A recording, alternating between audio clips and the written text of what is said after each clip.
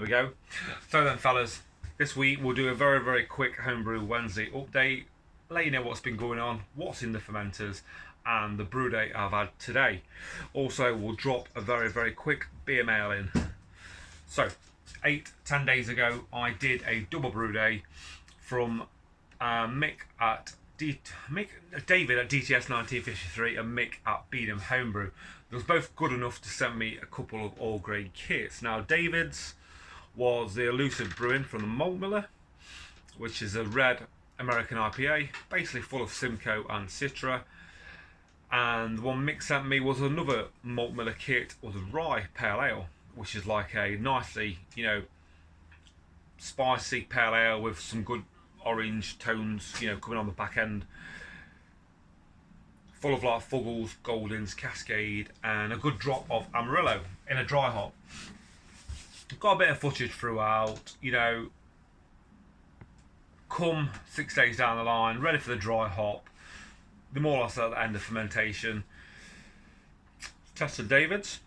Now we need a 100 gram dry hop of Citra, so I thought, do the gravity on it and obviously test it before I give it a dry hop. It was tasting bloody lovely, it really was.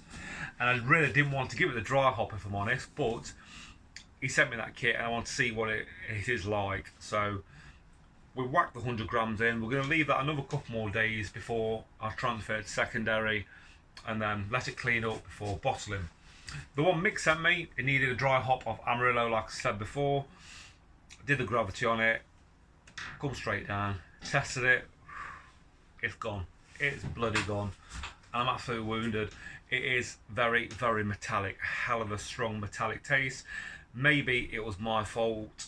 It could have been something in my fermentation bucket. I don't know, but I've told Mick about this and I'm absolutely gutted, but I think it could have been the yeast. It was rather than a dry packet one, what I'm used to, it was a White Labs, I think California ale yeast. So I've seen these yeasts before. They're like thick and creamy in the packet, aren't they? Well, this one, when I pitched it, it was very dark and watery, as in like a bit of beer left in the bottom of the glass. So I was a bit puzzled, but I've had it about 6 weeks now since Mick sent it me, and I've had it stored correctly in my fridge like it says, at the right temperature and everything. So I don't know if I've done anything wrong, but I think it might be the yeast what's giving that big off taste. Mick is absolutely gutted, bless him, as am I. He said he'll send me another kit up, but I've told him, to behave himself. He's not doing that. I'm actually going to rebrew it myself. I'm going to get all the stuff together because I've got mainly most of the ingredients in, because obviously you get the ingredients on the recipe kit. I just need a couple more extra hops and some biscuit malt. So they were supposed to come today, but they actually arrived pretty late. So what I've actually done, I have knocked another brew together, and it's my Zombie Dust version 3. As you can see here, guys, this is it. It's sort of starting, protein starting to settle down a bit now. I've got a starting gravity of 1061, so that should be alright. I suppose send some out to Chris at Safa Homebrew. He won the competition of my wedding beer. Version 1 was very nice, but it was only around about 5%. So I missed the numbers quite a bit about that. And I didn't want to send him none, so I kept that to myself.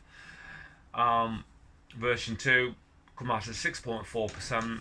It's still in the fermentation bucket now. But because I fermented out with Cavite yeast in the firm fridge, I think it's getting a bit of a solvent taste. At the high temperature you ferment it out at. So we don't know. It's still tasting good, but I didn't give it a big dry hop simply because I wasn't too happy on that taste. So I thought I'll save them Citra hops and we'll do one more version with it.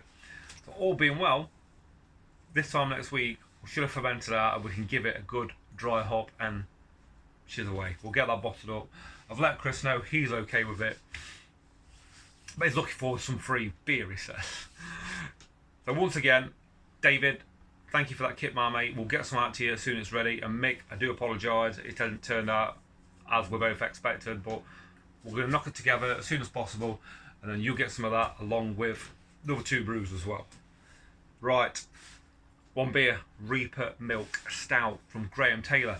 Met Graham Taylor at the London Craft Beer Festival. Let that settle a minute. London Craft Beer Festival, even though I was very, very drunk. You know what, I really enjoyed myself that day, but I hit the Imperial Stouts and the double IPAs too bloody early, 12:30. Who needs that, eh? But did meet some fine folk down there. So Graham, thank you for sending these up, my mate. Graham sent me this milk stout along with a Nebraska New England IPA. And I actually had his New England IPA about a week ago now. Was it just before October, I think, end of September, yeah. Had a few days off work, so I got it down me with some other drinks. You know what? It was very, very nice. It was punchy. It wasn't really intense, but I did pick up a lot of like caramel tones from there as well. And he actually used pale malt, crystal malt, oats and wheat, and his hoppage was Citra, Cashmere and Mosaic. English ale, White Labs yeast are used. You know, I don't think it's true to style that yeast, but it did really well on the grains, and then it gave it a good dry hop with the same hops as well. So yeah, very nice. Thank you for that, my mate. I should have probably got a picture and put it there, but I forgot all about it. But we'll showcase this one. It's just looking a bit excited at the moment, so I'm just going to go in. Sorry, guys.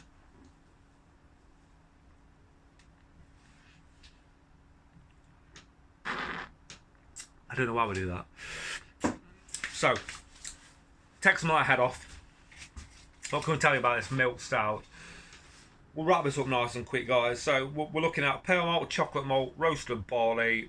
It's put the salt additions in, etc. Milk, sugar, obviously lactose, Hercules hops. Never used Hercules hops before.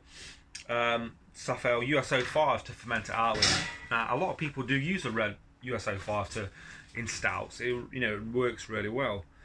And the ABV on this is 6.6%. Nice little Reaper on there, look. Looking a darling in the glass, isn't it, that? Black as you expect it. Now, I think Rusty reviewed this in the week on the Brew2 channel. How's that work? Well, I've seen it pop up, so I need to go back and have a look at that. Cheers, guys.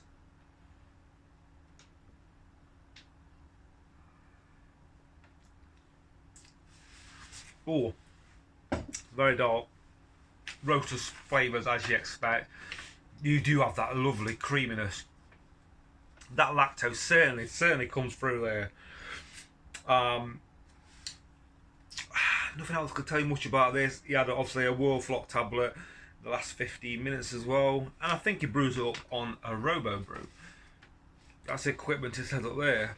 We're both Robo Brew buddies now, aren't we, mate? Yeah, very, very nice. You do have some spicy, earthy tones coming through, what you expect for a stout or milk stout. Just my style of drink, that is. Out of the two of them, the New England IPA and that one, this one really, really shines through for me. I think simply because it's just more my style. Like I said, the New England IPA was very nice, but there was more of a caramel IPA bitter style coming through. If that makes sense, probably don't, but rather than the big punchy hops. Graham, thank you once again, my friend. We'll get some sent out to you as soon as we've got something ready. You can join the ever-growing Beermail list.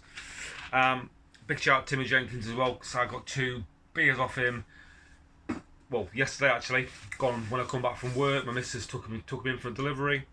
2 of his New England IPAs, and I'll review one of them later on the Brew2 site on Facebook. Right, we're coming to 10 minutes. Fucking hell.